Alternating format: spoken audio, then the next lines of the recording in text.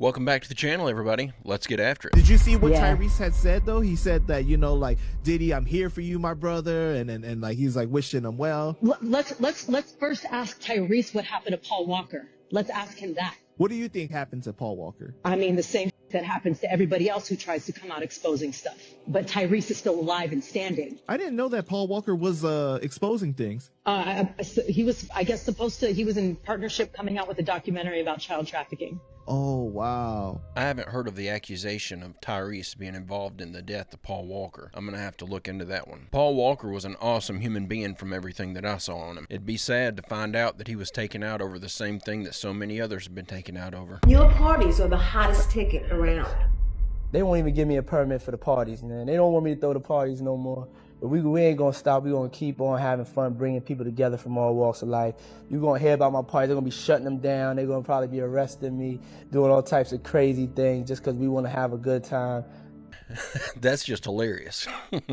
All right, I have one more Diddy clip and then I'm done. I'm just really into all this stuff coming out and these celebrities getting exposed. Rihanna was trafficked to Def Jam. 14 going on 15 years old. Flown over without parental supervision in a private plane by a man who was supposed to be a producer who auditioned her at 3 a.m. in the morning in a hotel room, auditioning at 3 a.m. in the morning, a 14-year-old girl. She was flown to another country. She was taken to Def Jam headquarters. She was left in a conference room alone with Sean Carter for nearly 6 hours alone with no parental supervision. Her father collected a $500,000 check. She has the fastest deal in Def Jam history. Said, we don't sing songs here, we sing artists. And there was this little pause, and I was nervous. But then he said, and we're interested. And there was this sudden feel of relief. But then he said something about a window and a door. Oh, then he said, he said the whole word. I did a lot of homework on your place. He said, there are 2 ways to leave here, either through the door with the deal sign or through this window, and we're on the 29th floor. That interview goes a long way in backing up the claims that woman was making. It certainly doesn't sound like your typical contract signing. This is one that I really hope is just a baseless accusation. It's just horrible to think this might have actually gone on. Hey, if you're enjoying this video and you like this type of content, I post a new one just like it every day, Monday through Friday. It'd be awesome if you'd hit that subscribe button and come back tomorrow to join me. Also, don't forget to check out my merch store at barry-stepp.com. NASA went to Mars, and these are pictures taken from the NASA website. Now, either there are animals on Mars, or they didn't go to Mars. They just filmed this somewhere else. Now, the book I'm writing right now is all debunks, all current debunks, and it's called The Deception in the Modern Age. Now, I'll show you another photo in this book. Now, we have plenty of people that have bought decent cameras and good telescopes and have seen and filmed and photographed stars through the moon. Now, how are we seeing stars through the moon if it's supposed to be a solid object? Please enlighten me. So now one of the globe debunks, because as I said, this book, it's all about debunking the globe. And there are hundreds of debunks in this book. Now, one of them is lighthouses, because we have lighthouses that shine lights for hundreds of miles and you can see the light. If there was actually a curve in the earth, that light would never go around the ball. Right? We have rail guns. Rail guns shoot straight out of the barrel of the gun and they hit their targets hundreds of miles away. If there was a curve, again, the bullet would need to curve around the earth. Please don't tell me gravity. That's ridiculous. That would mean that gravity would have to pull the bullet down about 7-8 inches every single mile. That's ridiculous. Now, this is, of course, in my opinion. Now, the next photo we have, long distance photography, because there are plenty of long distance photos, and I'm talking 400 to 500 miles in distance where you can see the other side clear as day. And when you do the calculations on the curvature of the earth, you can still see it. I mean, there should be thousands of feet of curvature, not to mention the infamous photo of the guy that was in Chicago in an airplane right above Chicago, and he filmed the Rocky Mountains, which is over 1,000 miles away. And I also have some of those photos. Now, there is just so much proof. It's almost endless in my opinion. What about, now in this book I also talk about how rivers do not flow uphill. In the largest river in the world, the Nile, that actually flows from the south to the north. So how on earth is a river flowing thousands of miles uphill Well, I'll tell you how. It isn't. And there are these things, they're called canal locks, and what they actually do is they fill with water. So your boat enters this little channel and it fills with water so that the boat can go up to the next level, because water doesn't flow uphill, obviously. So there's also rivers that debunk a globe. You can't stick water to a ball. There is just so much endless proof. Okay, airplanes that fly straight and level are called plane because they fly at a flat and level plane. I mean, if you've ever been in an airplane, you would know that you go up to altitude, you fly level, and then you come down. There are direct flights that go from Boston to China. Okay, direct flights. At no point is that flight bending around a ball. All right, there's endless proof. And I've written a book. This book will be up on my website very, very soon for $5. It's going to be digital and in print. I'm going to say, I really hope that people do their own research. Do your own research, do your own projects, and prove it to yourself, all right? This book talks about sundials and how sundials are proof. And there's just so much proof, it begins to get overwhelming. And that's not even including going back into history and looking at what our ancient people believed and what they thought and where words came from. All of these words, most people don't realize. They go outside, they look at the horizon, that word horizon came from Horus, the ancient Egyptian god of the sun, who they would watch rising in the morning. Horus risings, where you get these words. So when you start to learn words and understand things, it starts to make sense. But again, a lot of people want to judge me, and they want to pretend like I don't know what I'm talking about and I don't understand because I did bad in school. Listen, I went to the same crap schools. I got the same crap education. All right. I understand all the things you understand. I had to go deeper and look, search. Even in the Bible, it says that God conceals a thing, and it's the glory for kings to find it and seek it out. So unless you're willing to seek something out, you think that you have all the answers, you're the one being tricked. Sorry. Again, this is my opinion. I love you all, and you can find me at my website, withthesun33.com.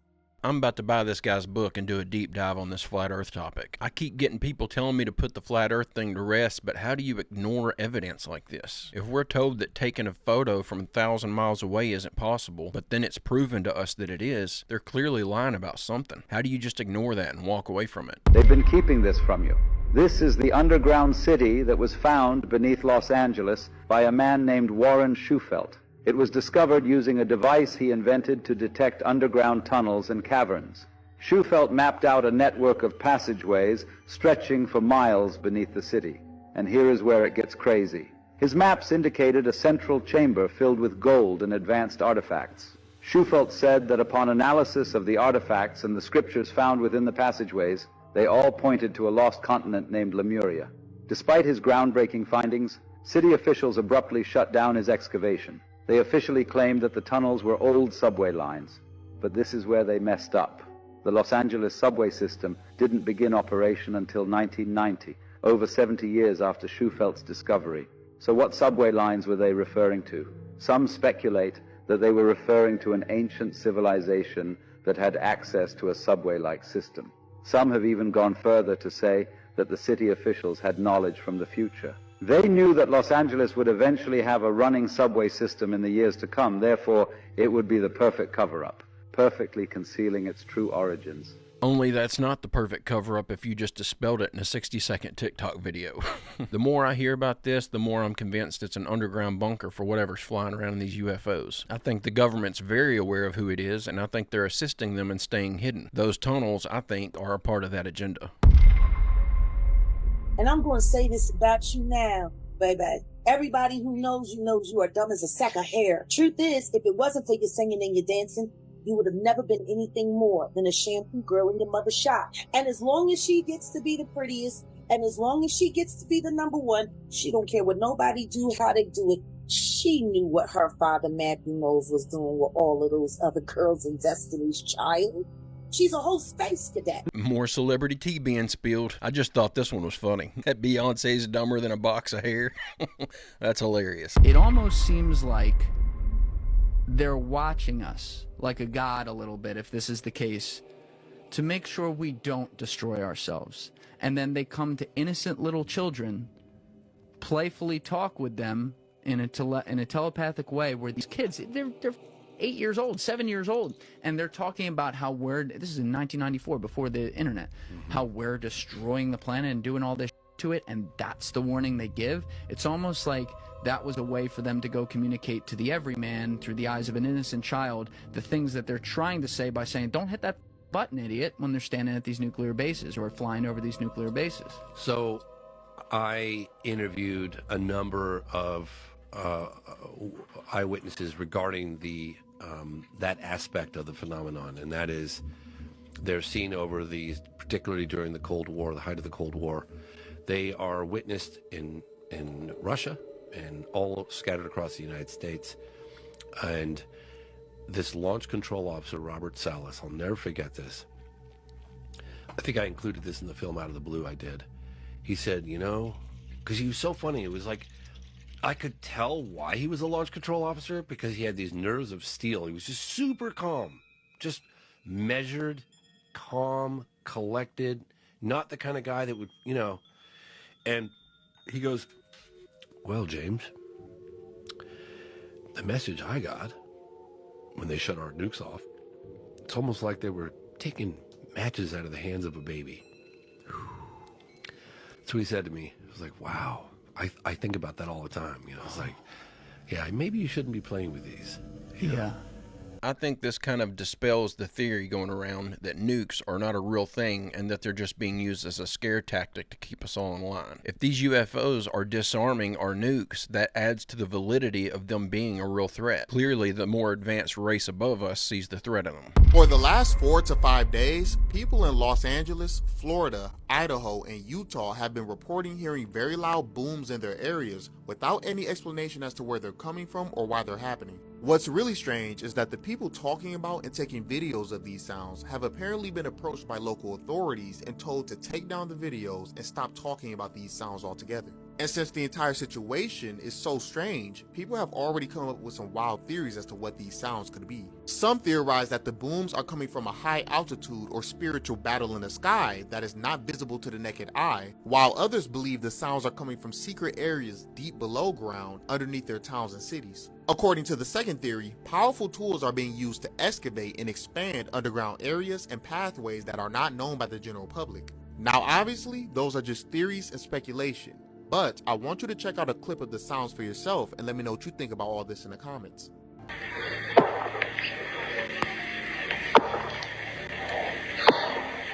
Well, that's strange. You wouldn't think we would have heard that while we were filming this video.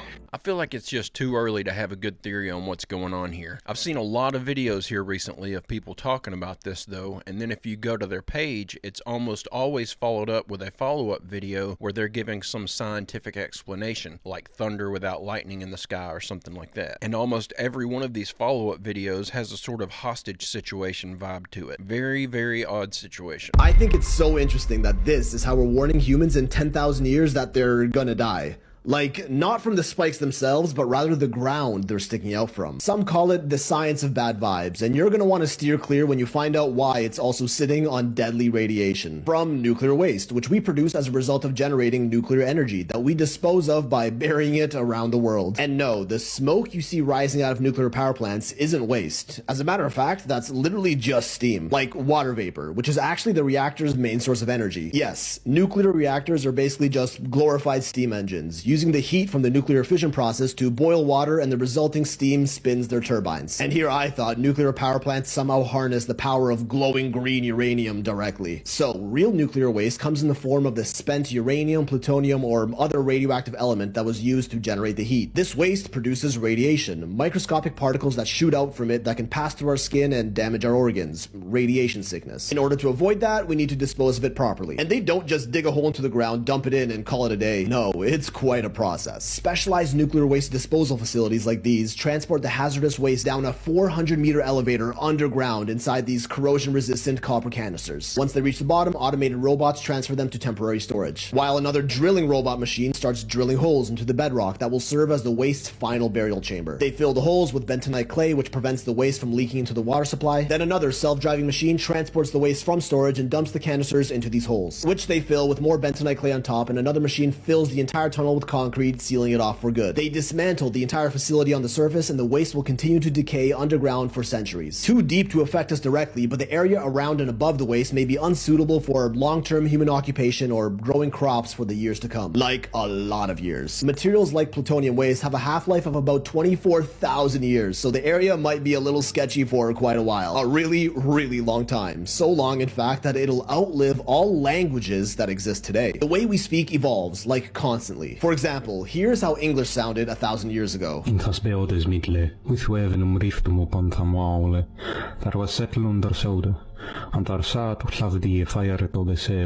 catch any of that? Words, accents, and dialects change so much over time that we can't even understand the same language I'm speaking to you right now just 1,000 years ago. Within a couple thousand years, all languages today would have evolved into completely unrecognizable gibberish, while that radioactive waste still remains deadly. So how do we warn humans in the future that certain areas contain harmful nuclear waste that might them if we don't even know what language they'll be speaking and reading? We can't just put up a warning sign in any existing language today, as it may very well be unreadable to civilizations 10,000 years from now. Sure, we know how to read ancient Egyptian hieroglyphs today, only because we kinda got lucky and found the Rosetta Stone. Future generations might not get so lucky, and there are plenty of ancient languages today that we haven't deciphered and likely never will. This is the issue of nuclear semiotics. How do we communicate the dangers of nuclear waste into the future? One method is to use pictures instead of words, like the toxic waste symbol or a skull with crossbones. Problem is, the meaning of pics changes over time as well. Toxic waste might be their medical symbol, and a skull might mean bone health or something. But even if a crossbone skull still does mean danger, it doesn't exactly explain the kind of danger that's being warned. Linguists did come up with more intricate warning sign comics like these, which tells the story a little better, but is now a little complicated and open to interpretation. Here we see a little stick man that digs a hole into the ground, goes a little too deep, and releases these symbols into the air that reach him, and then he goes to sleep. There are hundreds of ancient carvings that we still don't fully understand to this day, so I'm not sure if future humans will know what we meant by this. The other idea was this: hostile architecture featuring terrifying fields of scary spikes, which we assume would naturally scare people away, as we believe it goes beyond conventional symbolism and is something that our DNA will forever find instinctively repulsive. But again, that's just an assumption. It could very well end up piquing interest and cause people to want to explore it more, completely backfiring on its intended purpose. I don't know, what's the first thing you doing if you see this? There's also the rubble landscape, filling an area up with ugly, uneven concrete and other gravel to discourage people from living and farming on it. And the forbidding blocks, irregularly shaped stone and concrete blocks the size of houses that create creepy whistling sounds as the wind blows through them. Anything to make the area feel as unpleasant as possible, but I feel like any moderately curious human would be fascinated by these and just want to check them out further. Now, these are all just ideas that linguists and other professionals pitched to science boards on this issue. We're clearly in no rush, but we still kinda gotta figure it out at some point. But by far the craziest and possibly most effective idea suggested for this issue is that we form an atomic priesthood, a council of about 100 members who preserve and pass down the knowledge of nuclear waste sites and their dangers throughout the generations. Linguists determined the best way to pass down information into societies 10,000 plus years into the future is through stories that would likely eventually become mythology, which could potentially end up turning into a mystic religion within a couple hundred years. And then people wouldn't even believe what this priesthood has to say anyway, as their stories would be generally regarded as myths and superstitions. Just imagine the crazy cult telling us not to grow crops on a certain piece of land or we'll be cursed actually be telling us the truth and none of us even listen.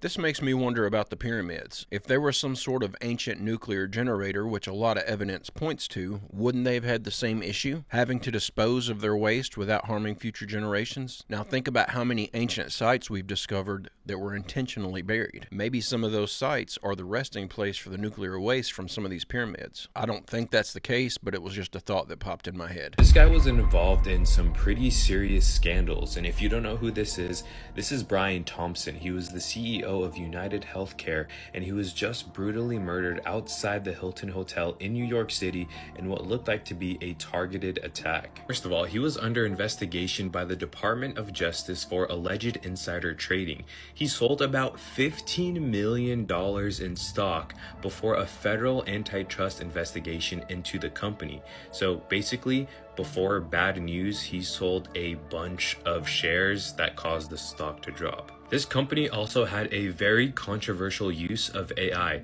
The company relied on a tool called NH Predict, which had a shocking 90% error rate. This AI allegedly overruled doctors' decisions and denied essential care to elderly patients, forcing some out of rehab early and others to miss treatments altogether. Why would they do this? Well, basically a lawsuit claims it was all about saving money, betting most patients wouldn't fight against the denials. And if that wasn't enough, UnitedHealthcare faced massive ransomware attack, exposing the private data of millions of Americans.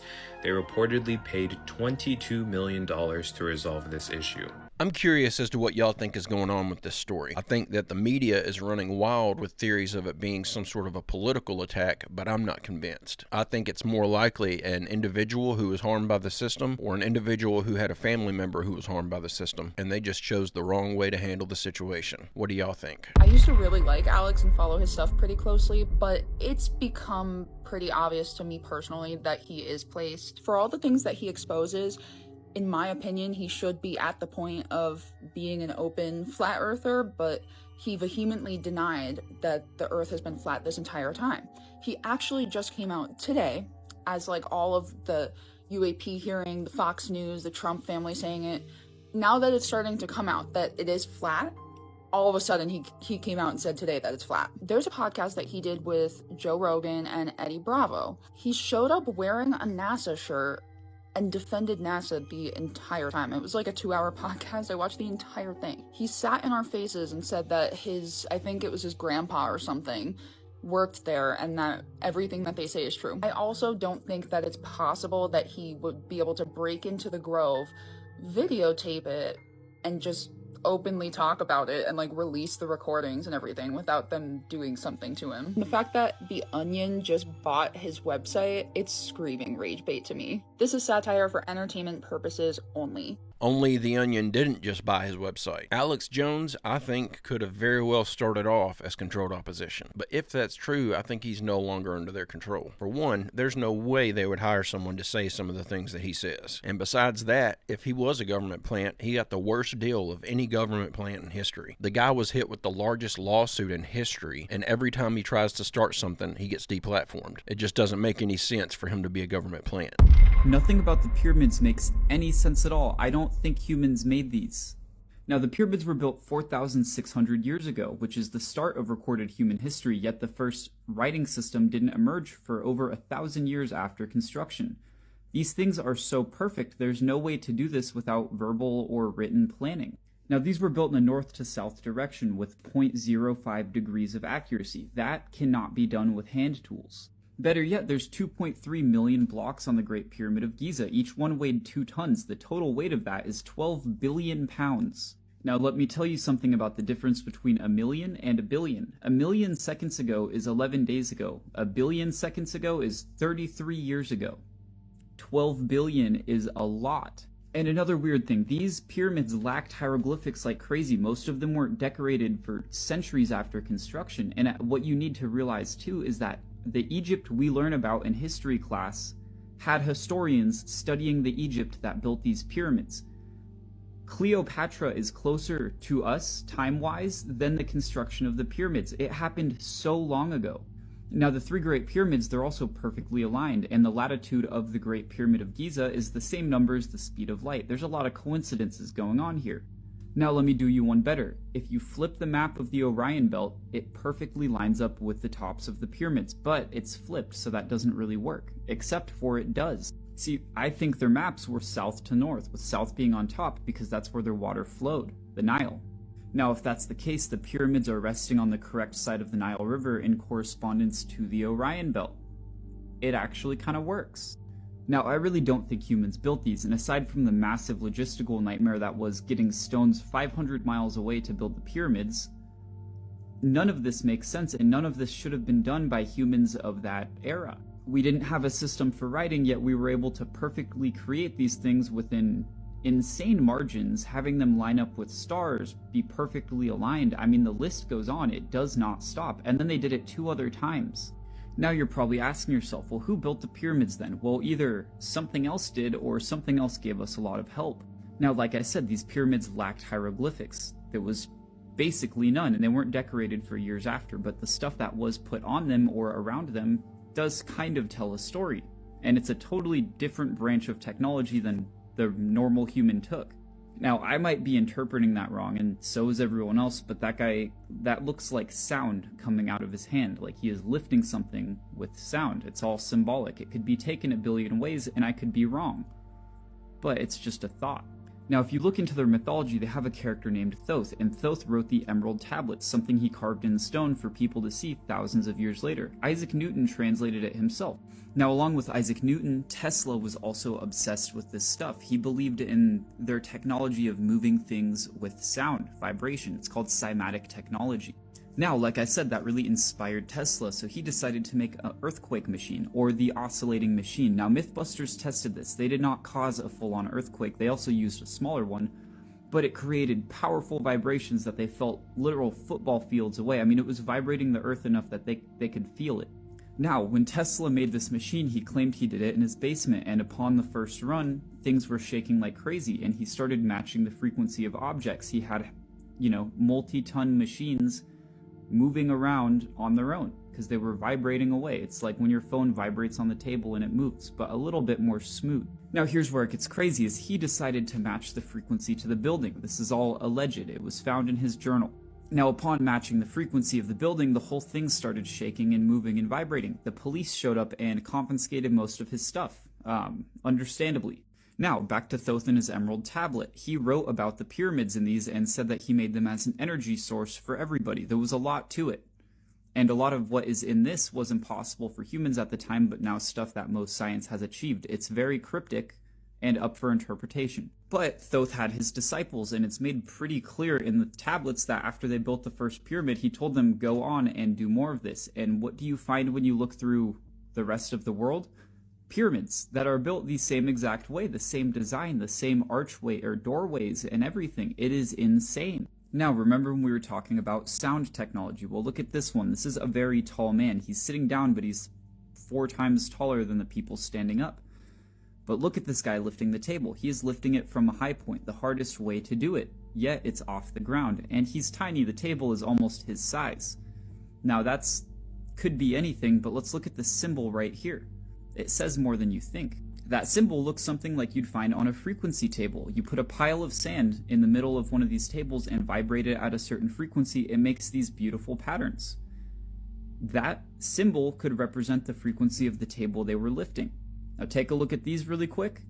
Now take a look at this again. Now I'm not saying that Thoth's story is true, but it lines up better than any modern theory we have so far. And by no means am I saying that an Egyptian god built the pyramid. In fact, what I'm saying is that maybe these things we worshipped as gods are these saucers that have been historically accounted since the 2nd century. These saucers that are totally real. We're getting disclosure. We know they're around, and now it's time to make some theories. We have little men in spaceships carved into rocks. Now, we have videos of these saucers breaking physics. The Navy released that to the public. Now, think about what is the simpler answer to the construction of the pyramids. Do you think humans really built that? Do you think we really had the abilities to do that without a basic writing system yet? Or do you think something that breaks physics maybe helped us out? Now, the better question is, why? I don't know. But I love you guys, and thank you. As far as I'm concerned, the pyramids were massive energy generators, and they were built by floating the stones into place using sound frequency technology. This guy connecting them to what's flying around overhead, though, makes me think. When these things finally reveal themselves, we may actually get an answer on what the pyramids are, how they were built, and why they were built. It may very well be that the aliens we're all panicking about are the ones who created these pyramids, and they could give us that answer. But guys and gals, I'm going to go ahead and end the video right there. I hope you enjoyed these clips we watched together today. I'll be back tomorrow on Saturday with another video to make up for the one that we missed earlier in the week. I hope you come back to join me. Don't forget to leave a like and subscribe if you haven't already, and check out my website at barry-stepp.com if you'd like to order yourself a shirt, a hat, or a hoodie. And don't forget to drop a photo of your merch over in the Discord to get your photo in a video. But with all that out of the way, I hope everyone has a great, safe, fantastic rest of your day, and I will see you all tomorrow.